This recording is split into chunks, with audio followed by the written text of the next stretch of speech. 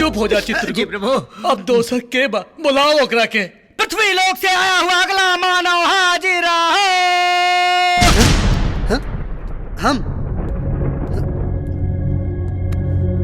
ओह, बड़ा मासूम बच्चा है। बालक का नाम है तुम्हारा? रंगीला।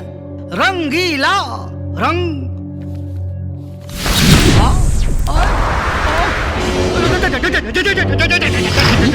चित्रगुप्त, चित्रगुप्त, कहाँ भाई? हाय,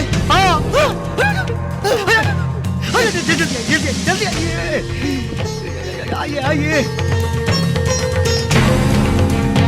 दाल में कुछ काला लगा था, पता करे के पड़ी। कहाँ बात चित्रगुप्त? आइए और पहले इधर आइए। आप एक बात बताई, कैसे बुड़बक कन पर के आपन दूध बना ले बानी?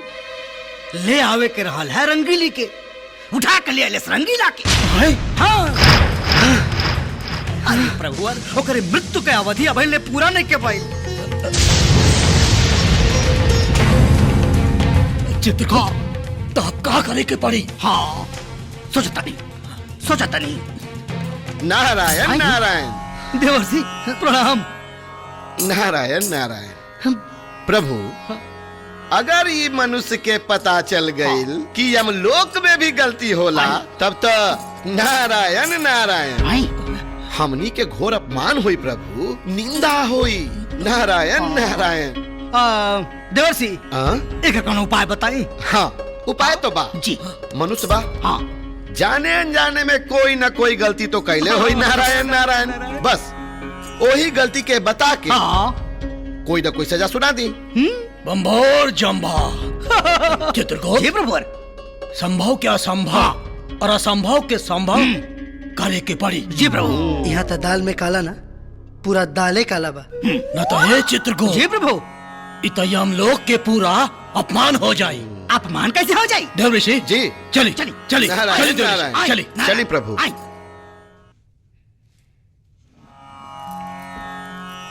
नारायण नारायण।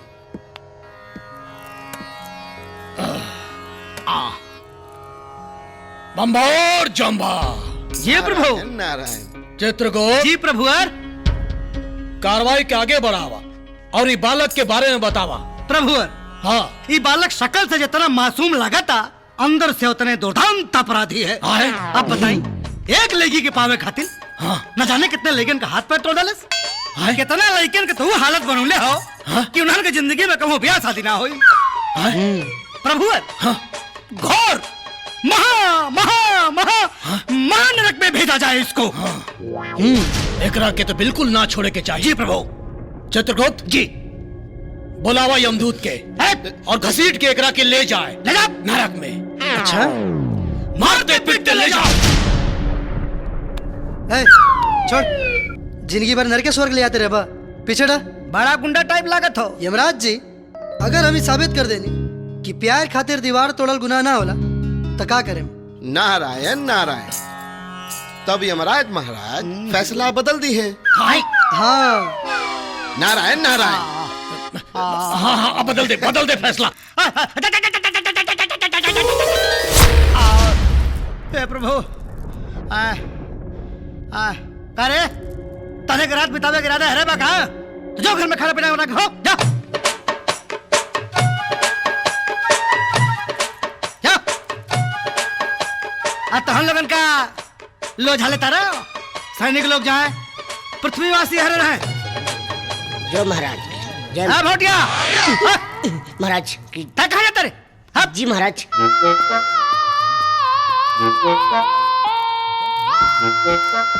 महाराज की जय हो। खुश रहो बेटा। है बचवा।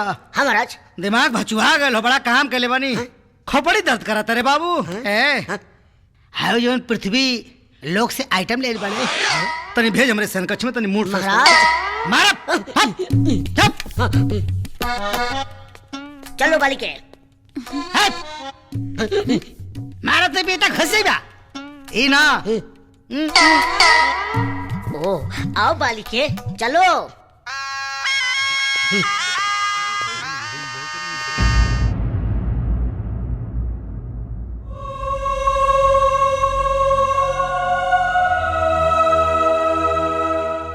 नारायण नारायण।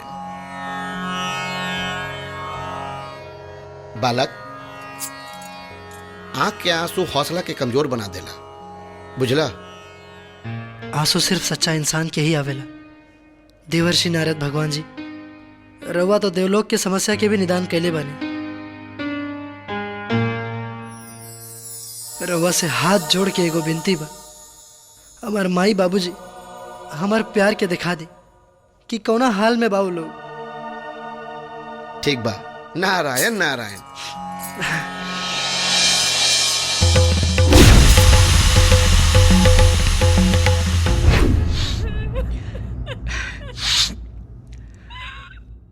चुप हो जा। तू का समझता रू हमरा दुख नहीं खे, लेकिन होनी के टाल सकेला।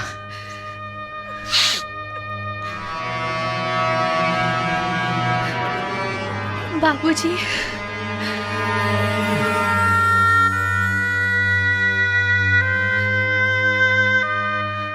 भाई साहब, अब प्रणाम। सफेद साड़ी, एगो कुंवार लड़की सफेद साड़ी में, एकर मतलब जाना तारू? बाबूजी, एक चुटकी सिंदूर से रिश्ता बदल सकेला, प्यार ना। प्यार हमरा और बेटा से अपन पति समझ के केले रहनी, और फैसला राउर पतो समझ के केले बानी।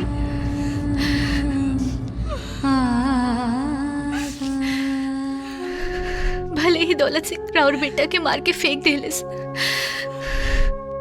बाकी इस सफेद साड़ी में हम राउर लोग के बुढ़ापा के सहारा बनब। ना हम कबो रवा लोग के पतों की कमी के एहसास होके दे, ना बेटा के। राहुल बेटा एक दिन हमार जान बचौले रहे, अब बेटी के अपन सेवा के मौका दे दी।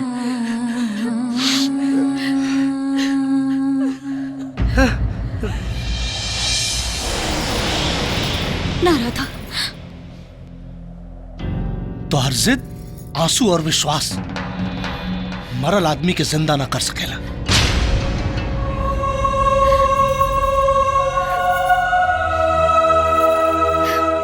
इस दुनिया में इतनी रस्में क्यों हैं? प्यार अगर जिंदगी है तो इतनी कस्में क्यों हैं? कोई तो हमें ये राज बता दे। दिल अगर अपना है तो किसी और के बस में क्यों है?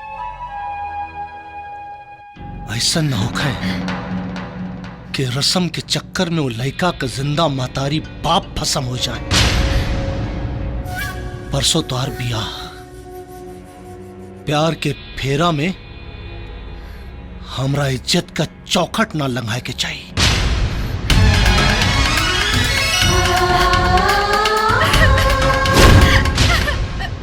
ना बालक, ना,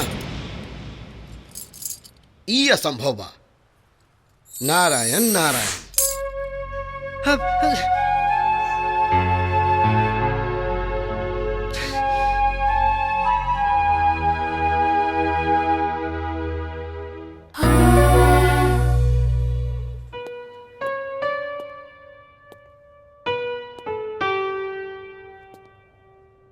नारायण नारायण। प्रभु देवर्षि, रवा तो देवता बानी, और देवता हमेशा सच्चाई के साथ देवेलन। और रवो भी बात जानत तानी कि यमराज के दूत हमरा की गलती से ले आइल बाड़न, जौना वजह से हमार प्यार और माई बाबूजी से मिलल असंभव हो गइल बा। बालक, चाहत, लगन और सच्चाई, ई तीनों हर असंभव के संभव कर देला। इमे यमराज के गलती बा कि यमदूत लोग जाके तहरा के एजा लेके आगे बढ़े। यमराज से गलती तब भइल बा, आई गलती स्वीकार करके यमराज के तहरा के पृथ्वी लोक भेजे के होखी। नारायण नारायण। देवर्षि जी, भगवान होके इंसान पे इतना जुल्म काहे? बालक, गलती सिर्फ मानव से ना, कबो कबो भगवान से भी हो जाला। मानो तो सती सावित्री भी रही, जे यमराज से लड़के अपना पति के प्राण वापस ले आयल रहे। हमहू मानव बानी, यमराज से लड़के धरती पे अपना प्यार के पास जरूर जाए। नारायण नारायण। बालक, तोहार जुनून सती सावित्री से भी ऊपर बा। हम तोहार साथ देव मानवता के खातिर, ताकि ई गलती बार बार यमलोक में ना होखे। नारायण नारायण। और ओकर उपाय बा चित्रगुप्त। नारायण नारायण। मन के संवरिया बन गईलू तू, आ चुप कैसे ही का कैलू तू, आ नस नस में तू गईलू समाय, डाल देलू परेशानी में, गजब के रोग धरा दिहलू ए रानी हमके जवानी में। ये गाना तो मृत्यु लोक में गावल जाला। एक्चुअल में धुन है रे कहो, ये मृत्यु लोक वाले बड़ा नकलची वाले सन, चुरा ले कोनो। एक बार अपना प्यारा प्यारा होठ से जब छू लेते नु तो एक नशा दुगना हो जाए। नहीं? वाह वाह, क्या बात है। पृथ्वी लोक में तो सतरंगी रहलू हो, साथ साथ जने का अचार खियावत रहलू हो। आइए हमारा के डाटा तारू। होय, तारा पाप को लकीर इतना लंबा हो गइल बनू कि 100 साल सजा कटबू तब छुट्टी ना मिली। पृथ्वी लोक में तो जब कोनो इंसान गलती करके जेल जाला तो घूस में पैसा देके छूट जाला। रउआ लगे कोनो ऐसा उपाय नहीं खेका? बानू चुम्मा चुम्मा चुम्मा दे दे चुम्मा। पृथ्वी लोक में जब 7 जन के बांट सकीला तो रउआ के कैसे डांट सकीला? तो ले ली चुम्मा। ले ली। आजा। इस सौतन के हटाई ना। अरे इस सौतनिया जब करोड़ साल से ना हटल तब का हटी। एडजस्ट कर लेते हैं। आजा। नारायण नारायण। इनके कोनो काम नहीं, गलत समय में पहुंचल हरदम। देवर्षि प्रणाम। चित्रगुप्त जी महाराज, ई लइका के तांडव कैला के बाद यमराज जी महाराज भेष बदल के घूम घूम के ई चेक कर रहल बारन कि के ड्यूटी करता और के ड्यूटी के बहाने नारायण नारायण। अरे सतरंगी काम होते कटारी जान ले भी का बाबा। अरे देवर्षि धन्यवाद। अब एगो काम करी रहो जाई ना तो यमराज देख लिये तो कहिए ई कमला बड़ा 25 हो रहल बा। धन्यवाद प्रभु प्रणाम। नारायण नारायण। यमराज के भेद बदले का आइडिया के दे देलस, ई गर्दन कटवाया लागत है। हे भगवान।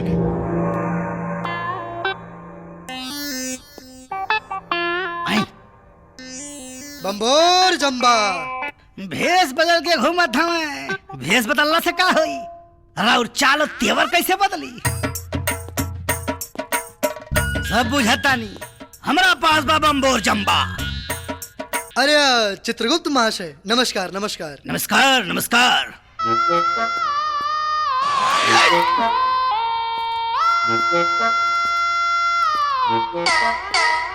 तारा का लागता प्रभु सभा में नहीं तक काम नहीं के हो? यहाँ सीटिया बाजी हो रहल बा, लौंडिया बाजी हो रहल बा। चित्रगुप्त नाम है हमार। 24 घंटा हमार दिमाग तन मन सब काम में लागल रहेला। जाओ जाओ चुपचाप पापियों की लाइन में खड़े हो जाओ। जाओ। जी बम्बोर जम्बा। बेवकूफ बना देनी। हेने आवा हेने आवा। का भाई मामला जमाता। देख लेनी देवर्षि, हमरा प्रति चित्रगुप्त के प्रेम निष्ठा गौरव भक्ति और ढेर सारा बम्बोर जम्बा भी बा। अब हमरा गैर मौजूदगी में भी अपना कार्य में कितना उपस्थित बाड़न। नारायण नारायण। प्रभु अगर रउआ के प्रति ढेर सारा गौरव प्यार इज्जत रोहित तो चित्रगुप्त जी महाराज रउआ के यम फांस दे के इज्जत के साथ सिंहासन पर न बैठा देता। नारायण नारायण। हमरा तो लगता प्रभु कि चित्रगुप्त जी महाराज के दिमाग खराब हो गइल बा। अब उनका जगह पर केहू बुद्धिमान के बैठा देवल जाओ। एक बेर और परीक्षा लेके देखा तानी, कहीं अब की बेर यम फांस दे के सिंहासन पर बैठा देस। नारायण नारायण, रहुआ मर्जी देख ली। बाकी हमरा लगता कि चित्रगुप्त जी के बुद्धि भ्रष्ट हो गई बा। नारायण नारायण। ठीक बा। चित्रगुप्त नाम है हमार।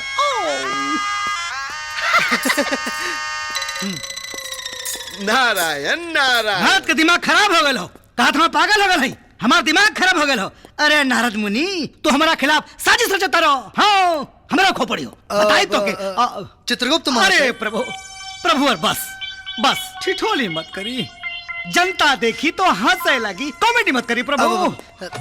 इनकरा कैसे पता चले कि हम यमराज बानी? प्रभु देखी, आप अब एक काम करी, आप यम फांस संभाली, सिंहासन में बैठी और सभा शुरू करी। प्रभु हम मानो बानी। अरे मानो लो कुछ ना जाए दे।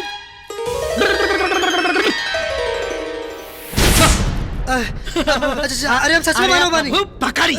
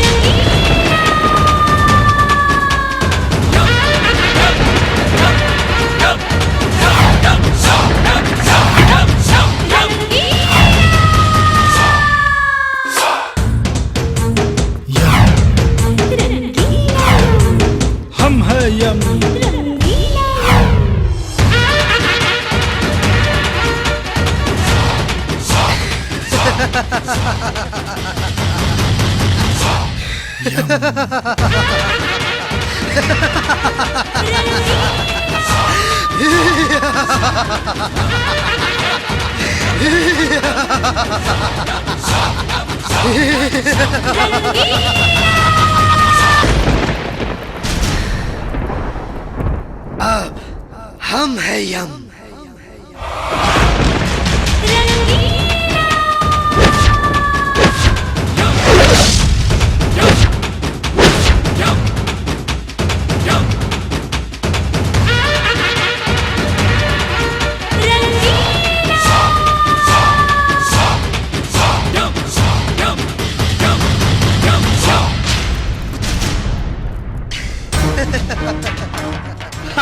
प्रभु प्रणाम महाराज।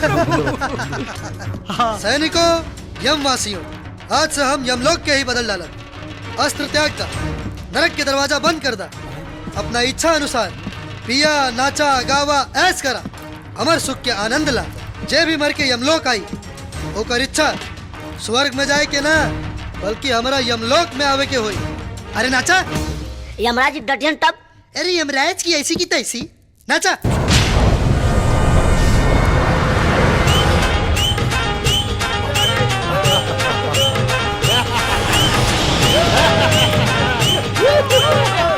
बम्भोर जंभा,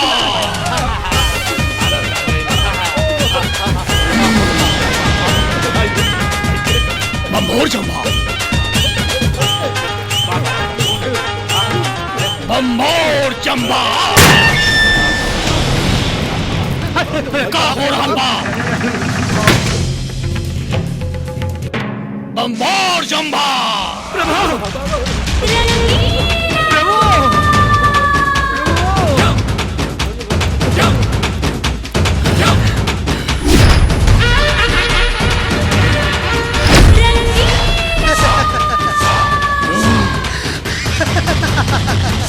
प्रभु क्षमा प्रार्थी प्रभु। प्रभु प्रभु क्षमा प्रार्थी प्रभु।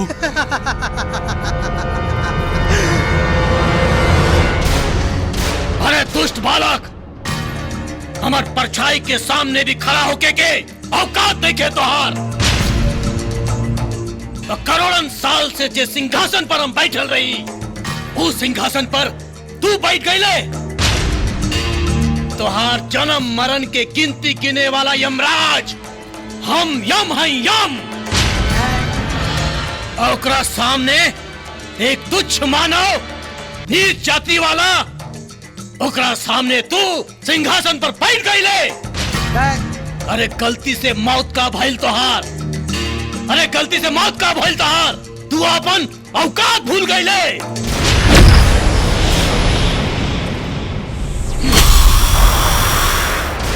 बंभोर जंभा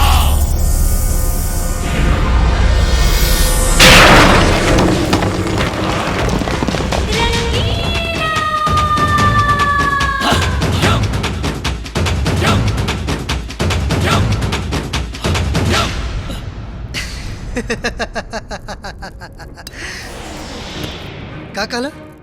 का कहला? मानव जाति नीच है। गलत बोल, गलत बोल।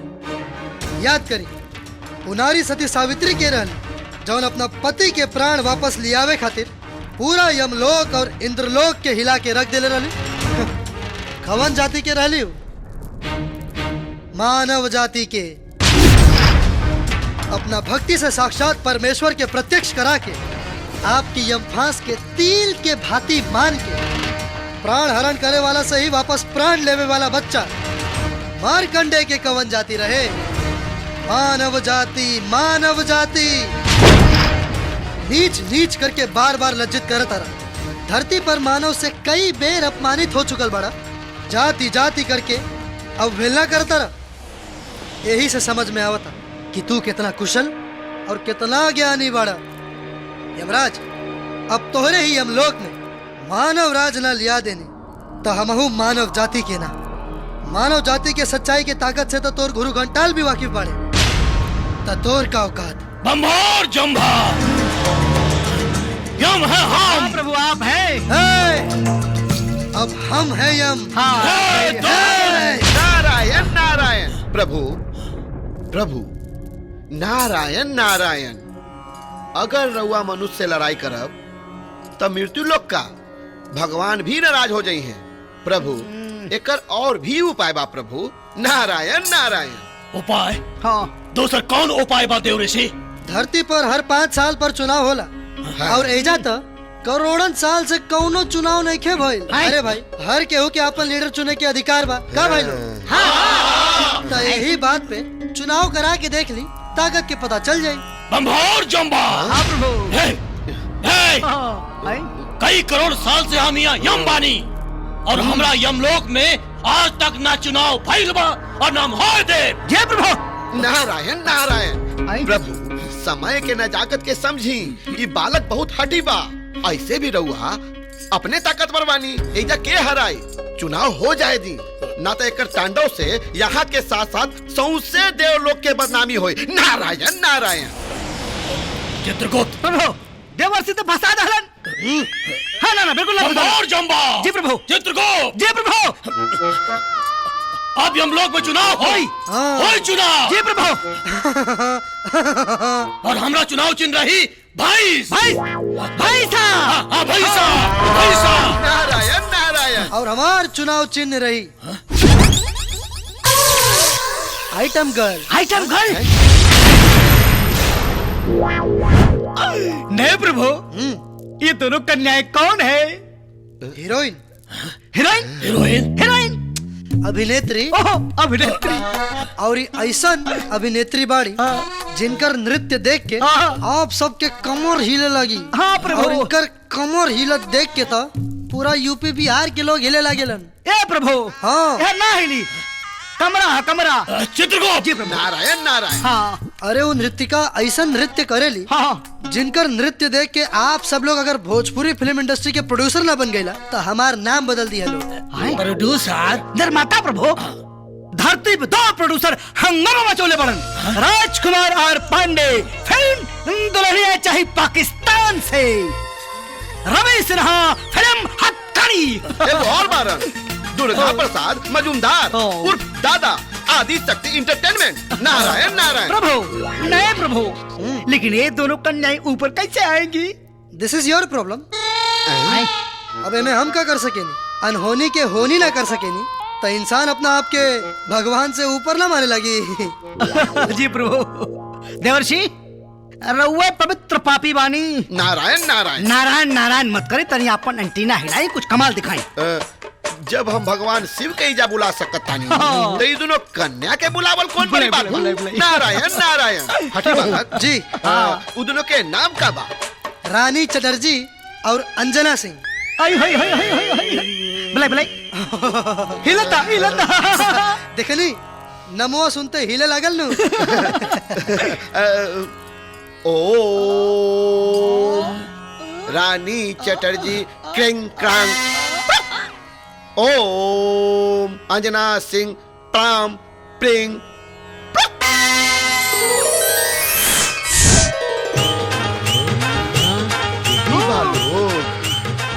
नारायण नारायण। अरे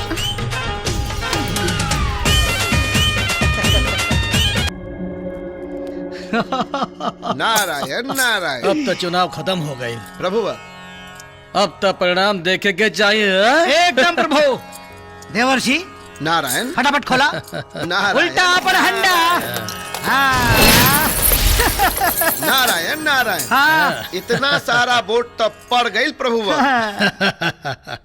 अब रहुआ जरा आपन वोट के हंडा पलट दी। उल्टा उल्टा उल्टा उल्टा। उल्टा एक बोलो भाई साहब महाराजा की जय। नारायण नारायण नारायण बम्बोर जम्भा। अब रहते बम्बोर चंबा। ताकुत पावर खत्म हो गया बम्बोर चंबा। दो ठे वोट पहले हवा, एक ठे आपन एक ठे हमार। अब तो विश्वास हो गई कि यम लोक में हमारे अलावा तो हर दूसर को शुभ चिंतक नहीं थे। बम्बोर चंबा। बम्बोर जम्भा। चित्रगुप्त। रो अमर बतियावा। बालक जी अभी तोहर सिंहासन बा, अब बैठा राज करा। ए चित्रगुप्त चलो हमने चलल जाए। कहाँ चलल जाई? आए प्रभु, रवा के हरा के यमराज बन के सिंहासन पर बैठ कर देवता का हवल हमार मकसद नहीं के। हमार मकसद तो सिर्फ धरती पे वापस जाके अपना प्यार के पावे के बाद रवा साथे जवन भी ठिठोली कहनी या अपमानजनक बात बोलनी ओकरा खातिर हम हाथ जोड़ के माफी मांगतानी।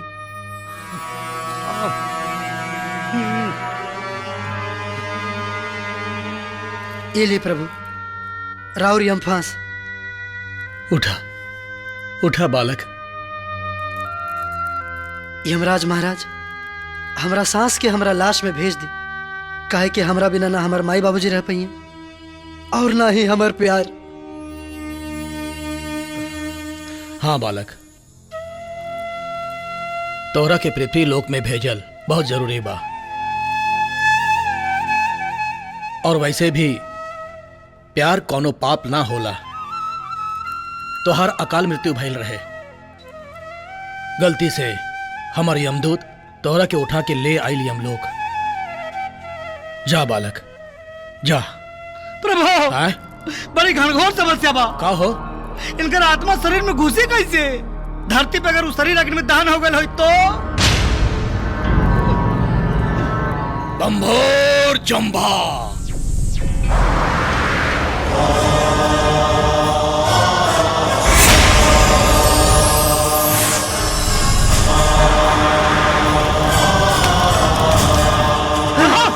जल्दी करी। अरे ना तो कुल आगे में घुसे रह जाता है। जा। अरे भेजिए इनकी जल्दी से। बालक तू जा जा तू जा जा। नारायण नारायण। रुका रुका। जब तू पृथ्वी लोक जाइबा तो तोहरा के दुश्मन छोड़ी है ना। बहुत खुश कैले बाड़ा हमने के। ले जा शक्ति ले जा हमार।